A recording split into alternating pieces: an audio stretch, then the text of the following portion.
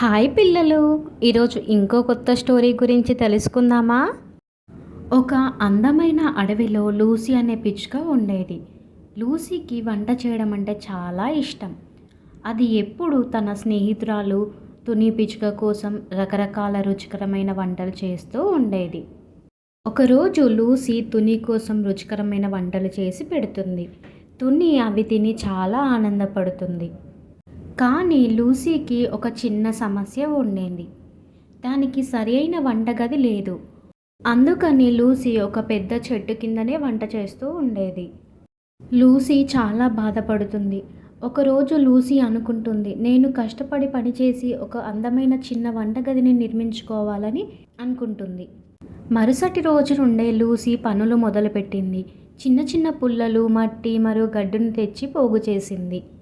లూసీకి తుని పిచ్చుక కూడా వచ్చి సహాయం చేసింది.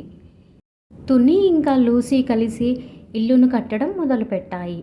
అప్పుడు తుని పిచ్చుక ఇలా అంటుంది, లూసీ మన వంటగది అడవిలోనే అందంగా ఉండాలి అని మాట్లాడుకుంటూ పని చేసుకుంటూ ఉంటాయి.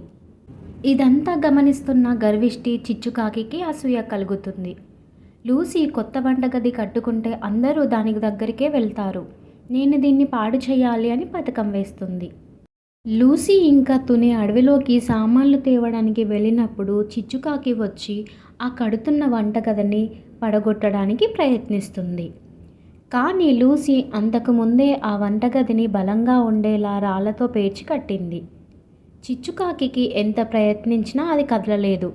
పైగా ఒక పెద్ద రాయి తన కాలు మీద పడింది. అమ్మో కాపాడండి అని చిచ్చుకాకి గట్టిగా అరుస్తుంది. కొద్దిసేపటికి లూసీ ఇంకా తుని తిరిగి వస్తాయి.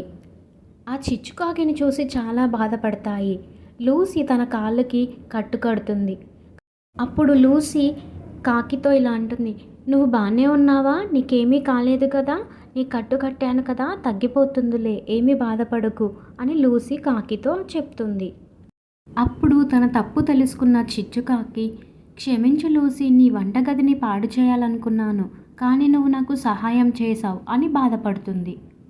తరువాత ఆ చిచ్చుకాకి కూడా లూసీకి వంటగది కట్టడంలో సహాయం చేస్తుంది. ముగ్గురు కలిసి ఆ వంటగదిని కట్టడం పూర్తి చేస్తారు. చివరికి వంటగది కట్టడం పూర్తవుతుంది. అందరూ ఆనందంగా గంతులు వేస్తారు. చివరికి లూసీ తన కలల వంటగదిని పూర్తి చేసింది. ఆ రోజు నుంచి లూసీ ఆ వంటగదిలోనే మంచి మంచి వంటలు చేసి అందరికీ పెట్టేది.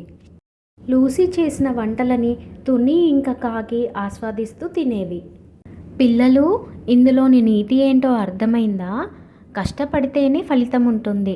అలాగే మనకు చెడు చేసిన వారికి కూడా మంచి చేస్తే వారిలో మార్పు వస్తుంది. పిల్లలు, ఈ స్టోరీ మీకు నచ్చిందా?